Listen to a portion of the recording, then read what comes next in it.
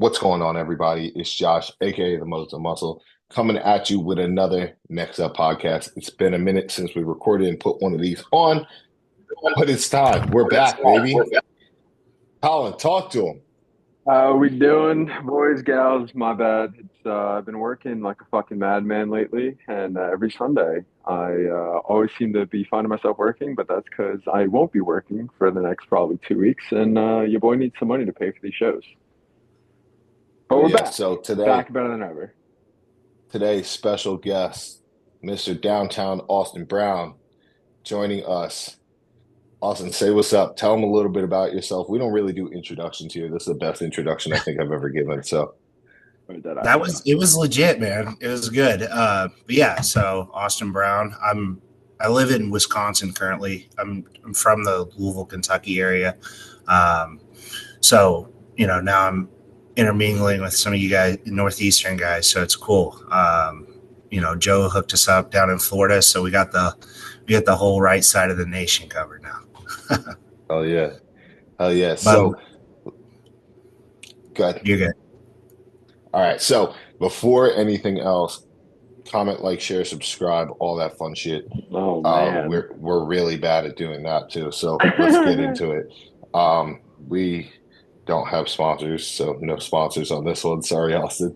I guess technically I have Chunk Long Island and Natural Body. So if you're interested in deals from Natural Body, hit me in the DMs. Um, Shout out my girl Bree for Chunk Long Island because she makes custom cookies. There may be edibles. Um, so like, yeah, cool.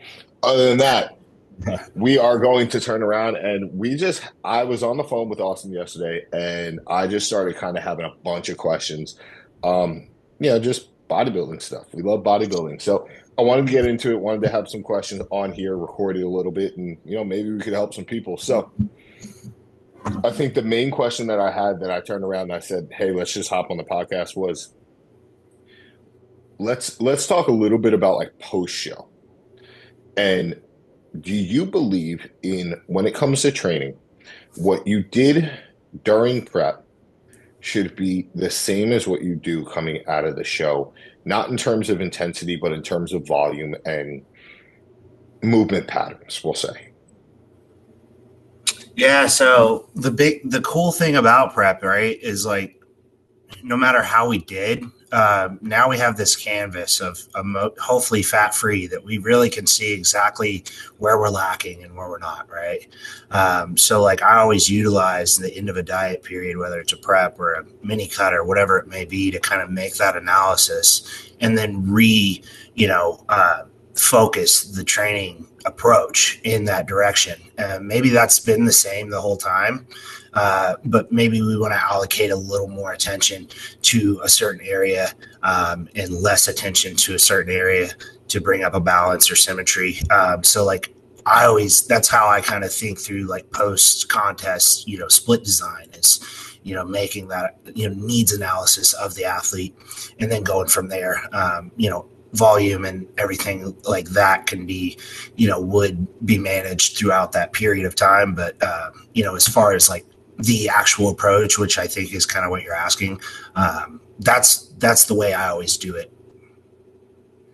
So I think also from a volume perspective is this is something that the science-based lifters like to get into, and I found myself personally kind of almost rebelling against a lot of the ideas of like needing less volume to grow in an off season because I personally buried myself this entire off season when it came to volume. I think one of my leg day or both of my leg days were around 31 to 32 sets. Every set was to failure. And I did walk out of the off season with, we'll call them niggles. My knees were killing me, my hips were killing me. And it was just a matter of like heavy weights, high intensity, not really being able to fully recover from it, even though all my recovery parameters were, I would say, damn near perfect up until about 245 pounds, like we kind of spoke about on the other podcast. Um, just because sleep kind of went to crap and, food is just high and just things of that nature. But do you believe that, like, right after show, baseline volume, keep it low, and start to trickle it up? Do you believe that because you're in a very sensitive spot, maybe you're doing a heavier drug rebound, maybe you're doing a heavier food rebound, that you can kind of trickle that volume up and not exactly do junk sets, but like is throw some volume in there that maybe not to failure, but more like pump work? Yeah, it definitely depends on the situation, right? Is it that athlete who had the shorter prep and have, the health markers are good, the mental's good, and we can utilize, a rebound with a little more aggressive food and androgens involved and things that way? In that situation, I still think it's important to take that first week to, take things easy as the body fat kind of comes back into that stable, more kind of safe position. If you ran a peak protocol, we're going to need electrolytes to kind of balance out. So you don't want to go in there Sunday or Monday after a show and just go crazy, which is easy to do because you feel like a human being for again. But that person could handle more, of a higher volume, or because the recovery modalities are going to be there, androgens are still high, food's coming in a little more rapidly than someone you might be taking it slower with. So like that to me is like training in a nutshell. Any question you ask is, where are matching the amount of volume and the intensity and the approach to where our recovery budget is sitting in that time period, right? So most people, I'm gonna androgens are going to come down. We're going to come into that redesign, split design. It's going to be a baseline volume, no intensifiers, straight sets, getting that kind of getting back in that groove for anywhere from like 3 to 5 weeks. And then from there, typically, the volume will start to titrate up as, we start to push the food up a little bit and so on and so forth. Gotcha. Colin, did you have something? Not training wise, I don't know why this popped into my head. Well, I know why, but it's more like when you're talking post show, because you're talking about like the rebound effect, again, implementation of different androgens, or so for the sake of pushing food. Um, for the sake of post show, because I've been seeing a lot of stuff recently about, people eating post show wise. For you specifically, like for a client wise, to get off stage, what is your protocol when it comes to off-plan meals and enjoying yourself, and how long and progressively week to week, what is your kind of idea of a proper balance between, letting yourself go post show and also be able to keep it tight and have a productive, rebound, if that's what we're going for, trying to like bounce out of a show and gain some tissue.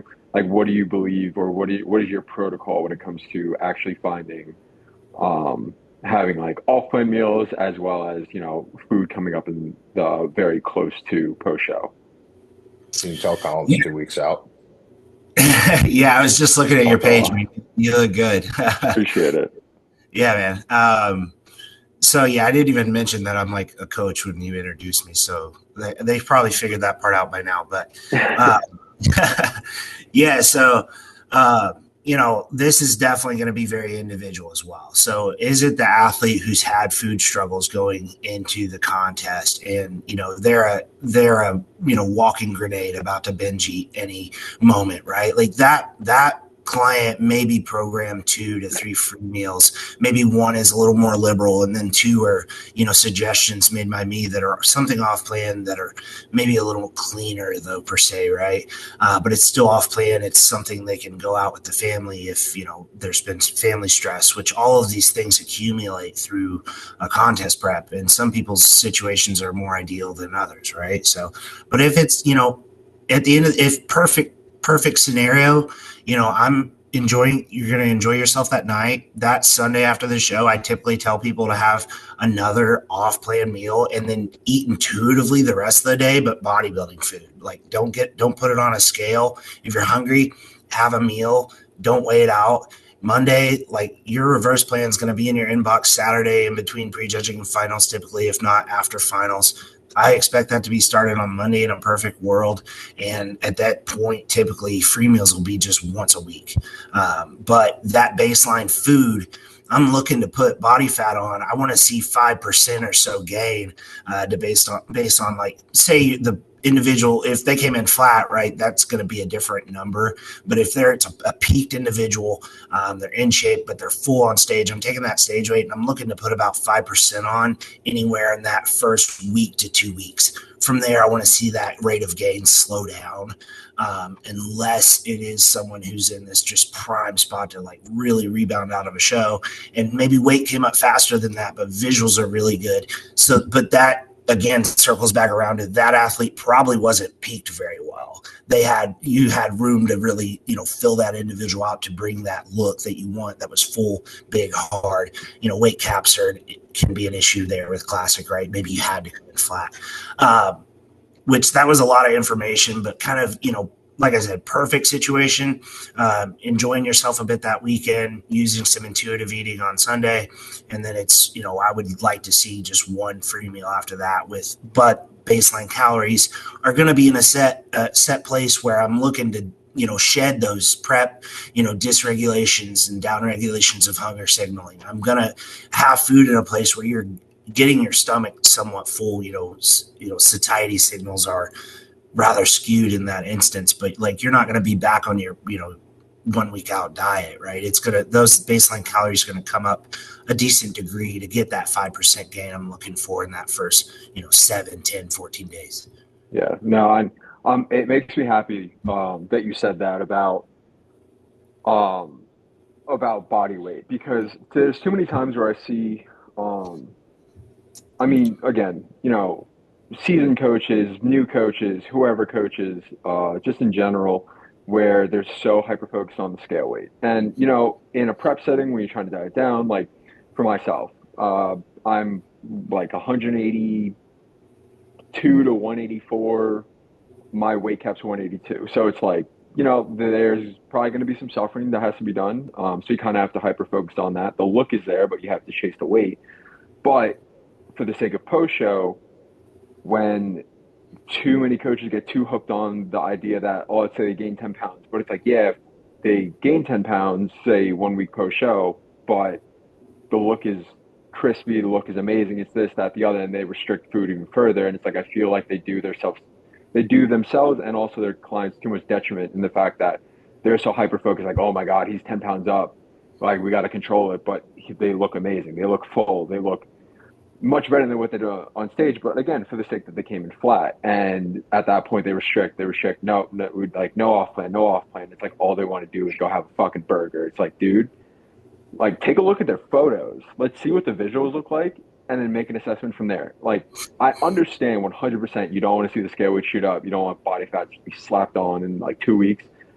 But if the visuals are there, then I'm sorry, you can't always rely on one tool. You have to be able to assess yourself and be able to, have a conscious mind for yourself as well as your client in order to make the righteous decision for them. Yeah, like say your stage weight, we'll use your example as the example. So like you weigh in 182, you're on stage 187. But like realistically, if you like had a couple weeks to reverse that 182 into a really good look, maybe like your best look is 192, 195, right? So yeah, 187 stage weight, you're up to 197 in a week. And like you said, maybe coach A is going to like freak out, but like your actual good look and peaked full hard look was 192. So in theory, you're up 3 pounds, right? Yeah. So like all of these things have to be considered,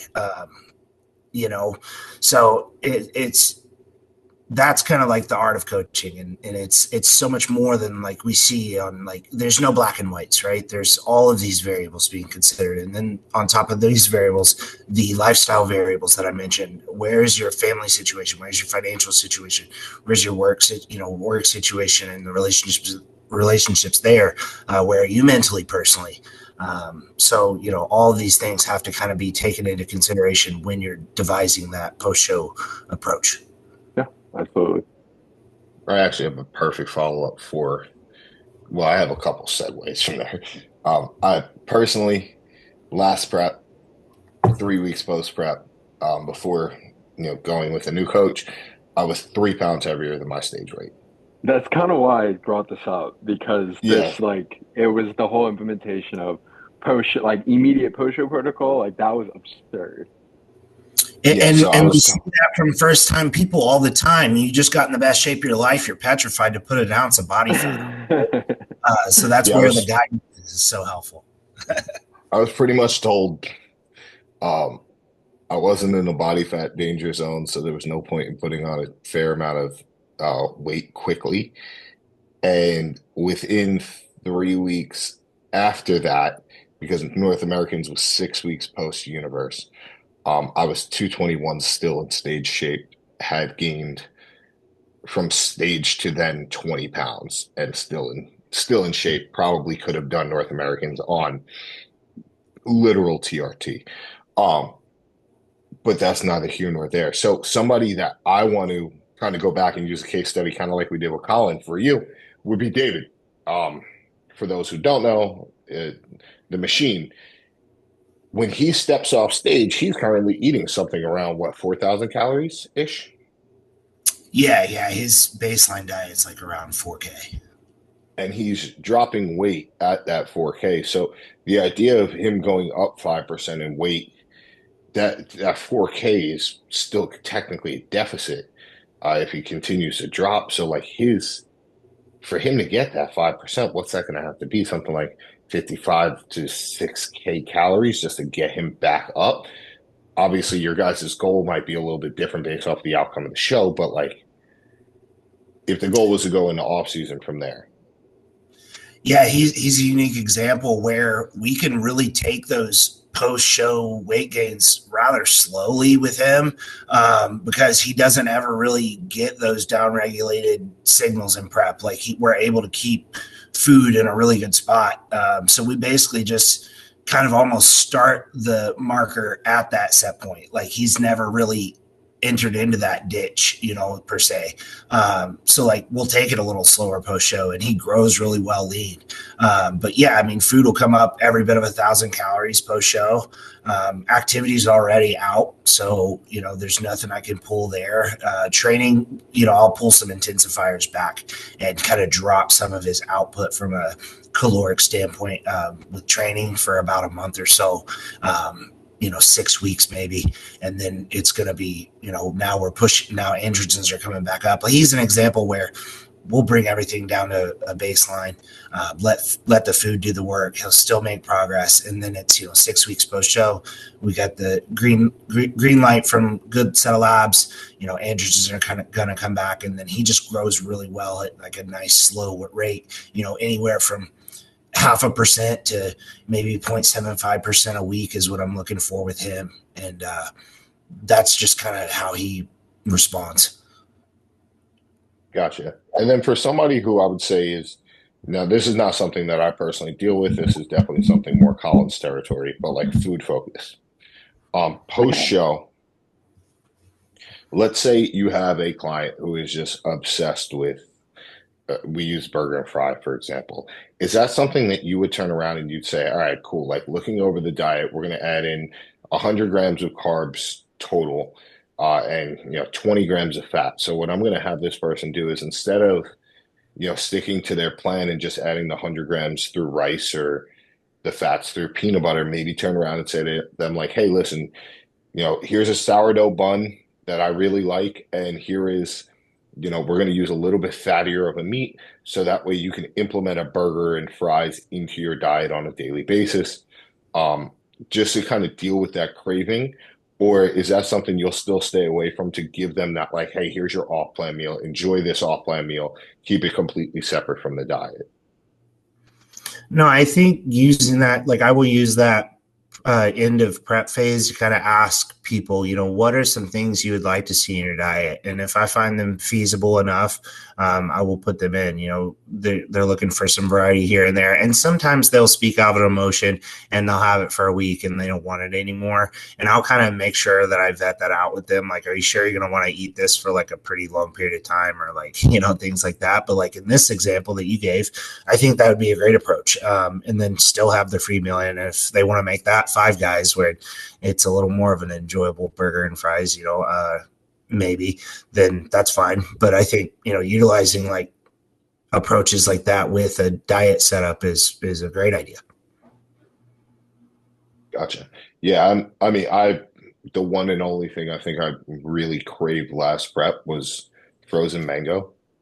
Yeah. I don't really have a reason for it. Again, maybe it comes back to the fact that I smoke marijuana. Um, but like that was the only thing that I really was craving. So for me in the post show period, it was just like, all right, let's just add some fruit and I was good to go. Um, Yeah. but I know some people definitely struggle with that a lot more than others, whether it's, cookies or burger, fries, sushi, whatever it may be. Like they need that kind of reconciliation of food to build that relationship back. So it's always interesting with someone to turn around and see like what the coach's approach is. If they want to turn around and say it's just going to be the off-plan meal, or if it's something they're going to try and implement into like a daily source, or just giving options of like, hey, you can do this if you would like to. Yeah, I think it's a good idea, but oftentimes we'll see someone who's having those struggles and thoughts like once we get if the calories are brought up to an appropriate amount, we see those down regulations of that kind of relationship typically fade pretty well. But it's if that's a huge caveat or issue with keeping food too low post show is like we're not ditching those that kind of messed up relationship there. So like we need to get food in an appropriate position. So oftentimes those cravings tend to fade away pretty quick for most people. And if they're not, that just needs to be communicated. And, it kind of, you need to trial and error some different approaches, but typically it's going to be getting those baseline calories up to a good spot is going to help with that mostly. And then say there is the program free meal. Now you're scratching that itch once a week, maybe it's 2 free meals. Great. And that typically is going to do a pretty good job. Now to follow up on that one, you coached yourself for the Arnold. Yeah. Was that your first prep as an open competitor?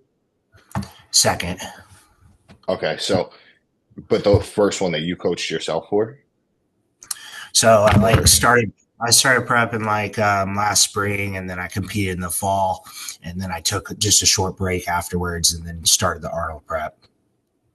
So for yourself, I'm assuming that you're still self-coached here. So in terms of yourself, when you're looking at like the analytical feedback of how that prep went and what you need to build from here, how did you build out your post-show phase? Did you do it like walked off stage, got judges' feedback, and then built it? Did you kind of have an idea going into it? I know I watched your guys' podcast, obviously, well before I was on it, but you weren't exactly the happiest with the peak. You were happy with the experience, but like you knew that you could have been better. So like, how did you take that feedback and turn around and say like, all right, this is my implementation. This is how I'm going to improve. This is how I'm going to get better for the next go around. Yeah, like for me, I don't typically get judges' feedback too much. Like I knew where I missed and I knew what needed to be better. And like for me, it's like size overall, and then the peak was off.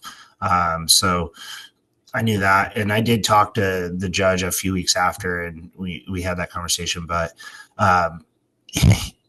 yeah, I mean, like I said, I look at kind of body parts that I want to put a little more emphasis on. Like after this show, I went into a split designed to like focus a little more on back, a little more on glutes. So just and arms. So I put it in like an arm day specifically. But as far as like, food goes, like I said, I basically was in prep from like March or April of last year until the Arnold of this year. So it's like pretty much felt like a year of prep. So like this post show versus the October post show was definitely different in that regard. I kind of like let this show be like brought food up a little quicker, just to stave off some of that, all of those, food, things and relationships and that down regulation of prep involved things between sleep and the mental side of things. Like I wanted that to come back pretty quick this time. So like I brought baseline food up really fast, and like it was an 8-week prep. So like I utilized, higher androgens with that as well. because it was such a short prep. So that was, unique to this one. After the last one, I brought everything down to a baseline and kept things pretty tight post show. And that's why I was able to go into the Arnold prep at 8 weeks out and, still get in shape. Cool. So I think it's crazy. Like, first and foremost, credit to you, the ability to turn around and say in the last 4 weeks that you are still coaching yourself. Um, is just incredible. I mean, I personally am sitting here right now. I took my pictures this morning. You both have seen some version of the pictures. And I literally sat there and texted Dino this morning and said, I feel like I look softer than yesterday. And his response was like, you do not look softer than yesterday. So it's just one of those things that it's like to look yourself in the mirror, look at your pictures and say, like, objectively, this is getting better and not have the blinders on is a credit to you. So kudos and flowers where they're due. That's absolutely impressive. And I think it just goes to show the quality of coach that you are simply because you can make those calls and be objective. And I'm sure that you had other people that you were bouncing things off of, but just in this exact scenario to say, this is where you're at and this is the move from here. And then, I wouldn't say that you fucked up by any means with the peak, but like just to turn around and say like, yeah, I peaked myself. It wasn't the best, but I now have this data for next time is truly something special. So what did you see as the thing that you did per se wrong, and how are you going to improve upon that this go around? So like the way I kind of like to run a peak is like fill it until it can't be filled anymore and then dry that look off. But I was dealing with having to make heavy weights. So I ran my typical approach thinking that I could, like, during my, kind of that cleanup day, which is typically the day out. I thought weight would come down to 225 on its own. But I woke up that morning around 228 after filling like pretty aggressively for 2 days, which the look was what I wanted. But the weight by check-ins wasn't coming down enough. So I did use a little bit of diuretic, which my body doesn't do well with at all. Like I'm the athlete that needs a lot of water in, and food stays high, water stays high. And I dry out very naturally, very easily. So that just created, like, I just basically went flat from the diuretic use. Lesson learned, I don't use them on athletes. I use them on myself. This prep, as one of the best ways for me to be a better coach is to fuck it up myself, and I'd rather fuck it up on me than fuck it up on my athletes. So that was the biggest takeaway. Had I not used them, the look would have been drastically different. Like, you can look at the pics in my prep, leading up to the show versus stage, and one is very full and vascular and hard, and the stage was not that. And that's really the only variable that changed, unfortunately. So, going into the next go, I know that's not the route to go for me. That's why I made the decision to go to supers now and not have to deal with making the weight cap and not have to play with those variables and things that way. Had I redone the peak, I would have just waited to load. And it's not kept the diuretic out. I would have just kept the weight down and stayed flat all week until weigh-ins, and then started as soon as I weighed in, just hit the peak that way versus doing that backload per se. When was weigh-ins versus show day? What I do weigh in? It was that evening before the show at like maybe 4 or 5 p.m. And then I got on show show day the next morning. I got on stage maybe 9 a.m. Oh, yeah, so it was fast. Yeah. But I still could have it still would have been a better look had I stayed flat, kept the diuretics out, and just peaked after making weight versus hitting the peak and using the diuretics. It caused constipation for me really bad. So my gut was in a weird position on stage. And then the pump wasn't there, and it was just very flat. What's your go-to kind of I don't want to say peaking foods, but like I feel like every coach kind of leans towards something or another. Yeah. Whether it's muffins, whether it's raisins, whether it's honey, or what was I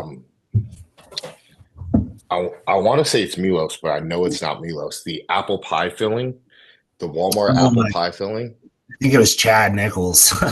Yeah, I feel like Milos is the one who talked about Chad Nichols doing it, but it was like a very specific brand. Yeah. So like, do you have anything like that that you like specifically use pretty much across the board with athletes, or is it just like, I guess, enjoyment, digestion based off of your refeeds and stuff during prep? There's some variability between people, but for the most part, one I'll use a lot is banana rice, nut butter, and a protein source, whether beef or chicken, and honey on that meal too. So like that's a repeat. Fantastic meal. Yeah, yeah, money meal, digests great. It's got a good balance of sodium, potassium. Protein's going to stay low in these meals. I'm talking 2, 3 ounces usually. Um, and then it's eventually like pre-stage show day, like there won't really ever be any protein in meals. So I'll use those things. And then typically the only other things I'll utilize is protein source, sometimes whey isolate, and then like, something to be a little more aggressive with, like I mentioned, the honey. And then I'll use Rice Krispie treats a ton. That's kind of like one I'll use a ton. Is they're 17 grams of carbs a piece, and I'll just utilize those to hit whatever carb mark I want. They're very low volume. They digest really well. They keep the gut really tight. Um, Super easy, pack really easy for show travel and stuff like that. So that's kind of like that list right there is what I'll send to 99% of people as far as everything I'm going to need in those final 2, 3, one day out scenarios as far as what meals we'll use. Just being the fat ass I am, if you guys haven't seen yet, there is a Rice Krispie Treats Bliss, the chocolate sea salt peanut butter. They are 18 grams Oh, of yo. carbs, uh, 3.5 grams of fat, and less than 1 gram of protein per.